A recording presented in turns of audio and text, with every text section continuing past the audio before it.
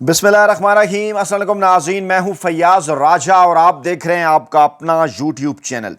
नाज़रीन, बिलाशुबा आखिरी जीत हक और सच की हुआ करती है, क्योंकि यही रब्बे करीम का वादा है। और वो अनासिर जो कभी नवाज शरीफ की वकालत किया करते थे, आज इमरान खान के हक में गवाही दे रहे हैं। जी हां, आज सुप्रीम कोर्ट ऑफ पाकिस्तान में उस वक्त इंतहाई दिलचस्प और नाकाबिले यकीन सूरत हाल पैदा हो गई जब 26वीं आईनी तरमीम की समाअत के दौरान इस बात का इंकशाफ सामने आया कि 2024 के इंतखाबात में तो इमरान खान साहब 180 नशिस्तें हासिल करके कामयाब हो गए थे।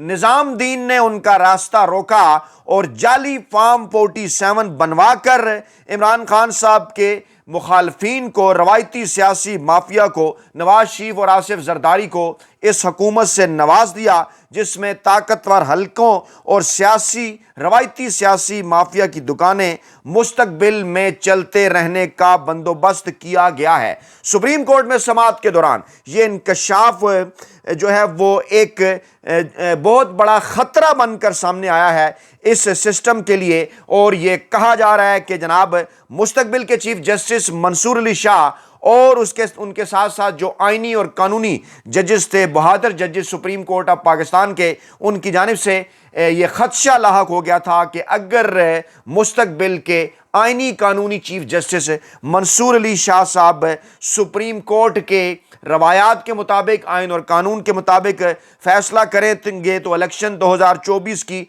स्क्रूटनी हो जाएगी, जिसके नतीजे में ये जाली निज़ाम ज़मीन बोस हो जाएगा। फॉर्म 47 खुल जाएंगे और इमरान खान मुल्क के आइंदा वज़ीर-ए-आज़म बन जाएंगे। और फिर क्या हुआ जनाब, ये बड़ा मुख्तसर, सीधा और साफ मामला है।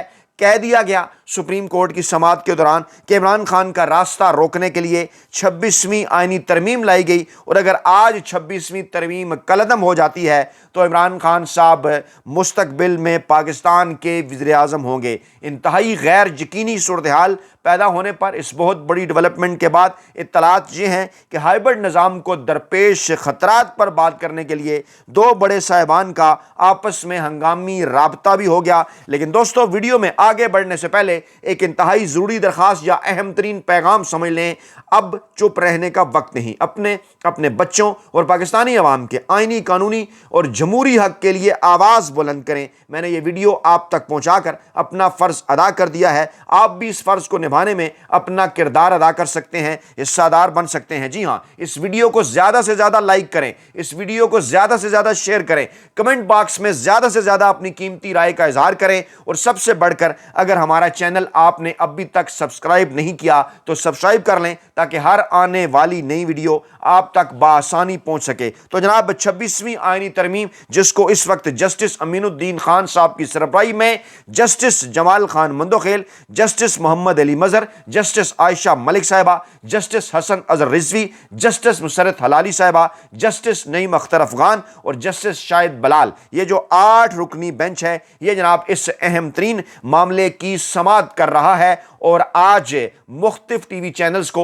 मुख्तलिफ वेबसाइट्स को, मुख्तलिफ बड़े एंकरों वाले कालम नगारों और मुलाजम साफ़ियों को ये हैरान कुन सूरत हाल पैदा होने के बाद सुप्रीम कोर्ट के कुछ ऐसे अनासर जिनके पाकिस्तानी इस्टेब्लिशमेंट के साथ बराह रास्त राब्ते हैं, जो कि इस सिस्टम के बेनिफिशरी हैं, इसके गारंटर्स हैं, उनकी जानिब से हेडलाइंस भी भिजवाई गई। मैं पहले वही आपके सामने रखता हूँ, क्योंकि सूरत हाल तो कुछ और बता रही थी। इमरान खान के वज़ीर-ए-आज़म बनने की जानिब इशारा था 26वीं आईनी तरमीम के कलअदम होने की सूरत, लेकिन क्या हेडलाइंस निकाली गई, वही पहले आपके सामने रखता हूं ताकि सूरत हाल वाज़े हो जाए। तो जनाब एक जगह यह जुमला भिजवाया गया कि अब तक एक भी वकील ने आइन के मुताबिक दलाइल नहीं दिए। जस्टिस अमीनुद्दीन खान साहब का ये रिमार्क्स आउट ऑफ कॉन्टेक्स्ट जो है वो पेश किया गया कि कोई एक भी वकील जो है वो जनाब आइन और कानून के मुताबिक जो है वो दलाइल नहीं दे रहा। आज जब समाअत का आगाज हुआ, सुप्रीम कोर्ट बार एसोसिएशन के साबिक सदर सीनियर वकील अकरम शेख, जो कभी नवाज शरीफ साहब के वकील हुआ करते थे, वो रोस्टम पर आ गए, जिस पर जस्टिस जमाल मंदोखेल ने उनसे पूछ लिया कि क्या आप दरखास्त गुजार हैं,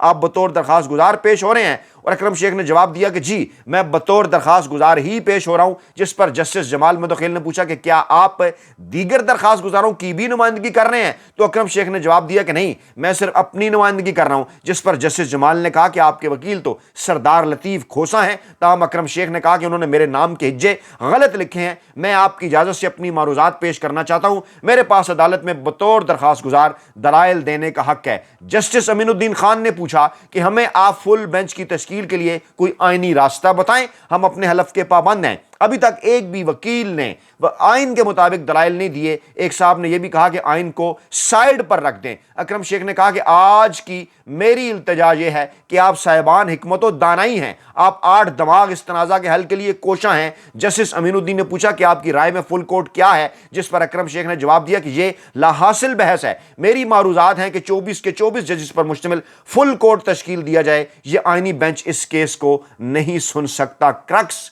ऑफ दी हेयरिंग। जी हां, जस्टिस अमीनुद्दीन ने कहा कि इसलिए सवाल है कि एक गैर आइनी बेंच के जज को आइनी बेंच का हिस्सा कैसे बनाया जाए। जस्टिस जमाल खान मदखेल ने कहा कि आप कहते हैं बेशक 24 जजेस हों, लेकिन वो आइनी बेंच न कहलाए, सुप्रीम कोर्ट कहलाए। अकरम शेख ने कहा कि 26वीं आइनी तरमीम एक मतनाज़ा तरमीम है। किसी डिक्टेटर ने आइन को इतना नुकसान नहीं पहुंचाया जितना 26वीं तरमीम ने पहुंचाया है। इस आइनी बेंच के जजेस के पास इस वक्त 2 ओहदे हैं, एक ओहदा मतनाज़े है, दूसरा नहीं है। उम्मीद है कि अल्लाह आपको इस तरमीम को कलदम करार देने की हिम्मत देगा। जस्टिस जमाल मदखेल ने कहा कि इसके लिए हमें सबसे पहले बेंच का फैसला करना होगा।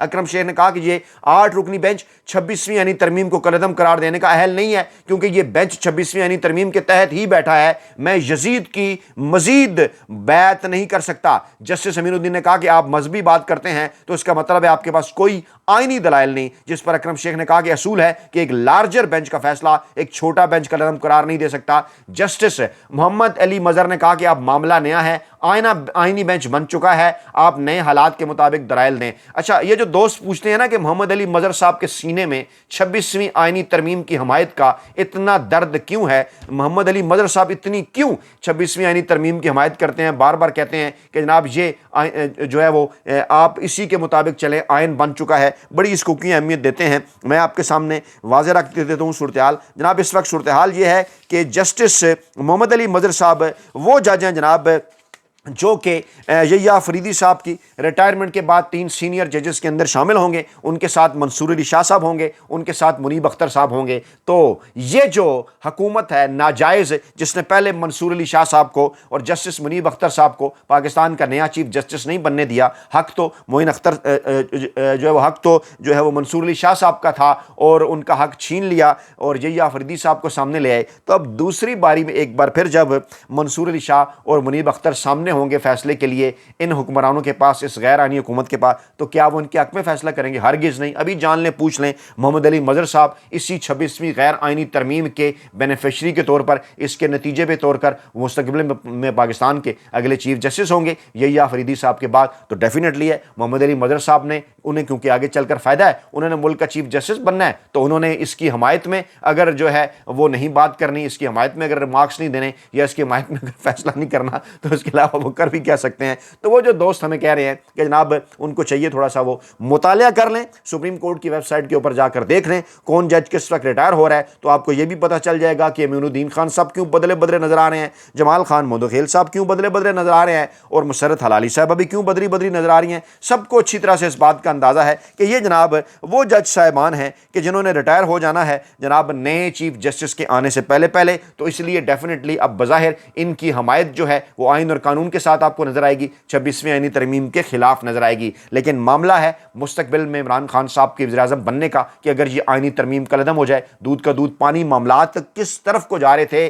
और कहा मोहम्मद अली मजहर ने कि आप कहते हैं ये आईनी बेंच 26वीं तरमीम को कलदम करार नहीं दे सकता क्योंकि मफादात का टकराव होगा। दूसरी जानब आप कहते हैं कि 24 के 24 जजेस पर मुश्तमिल फुल कोर्ट बनाया जाए। क्या 24 के 24 जजेस पर मुश्तमिल फुल कोर्ट में मफादात का टकराव नहीं होगा जिसमें इस बेंच के जजेस भी शामिल होंगे? उन्हें यह शायद बात समझ नहीं आ रही कि दो दें, एक सुप्रीम कोर्ट के जज का, दूसरा आईनी बेंच के जज का, जो कि मतनाज़े है। यही बात समझाना चाह रहे थे अकरम शेख साहब। उन्हें जस्टिस जमाल मंदोखेल ने कहा कि 24 जजेस बैठाने का मकसद ये है कि उनके पास पुराने फैसले को कलअदम करार देने का इख्तियार होगा। जी हाँ, यहाँ मंदोखेल साहब हमायत में सामने आए अकरम शेख साहब की, और मोहम्मद अली मदर साहब को गोया उन्होंने जवाब दिया। और मंदोखेल साहब को अब आइन क्यों याद आ रहा है? काजी फैज ईसा साहब के इन फेवरेट जजेस को, जिन्होंने पाकिस्तान तहरीक इंसाफ और इमरान खान साहब को बड़ा नुकसान पहुंचाया, क्योंकि इसकी रीज़न है उन्होंने तो रिटायर हो जाना है, और जाते जाते वो कुछ कहना चाहते हैं, क्योंकि 11 नवंबर 26 को वो रिटायर हो रहे हैं, और कहीं पर जाकर जो है वो 25 अक्टूबर 2027 को नए चीफ जस्टिस का फैसला होगा। तो इसलिए अब थोड़ा सा आइन का दर्ज जागना है। अकरम शेख ने कहा कि आपने खुद कहा कि सुप्रीम कोर्ट के तमाम जजेस को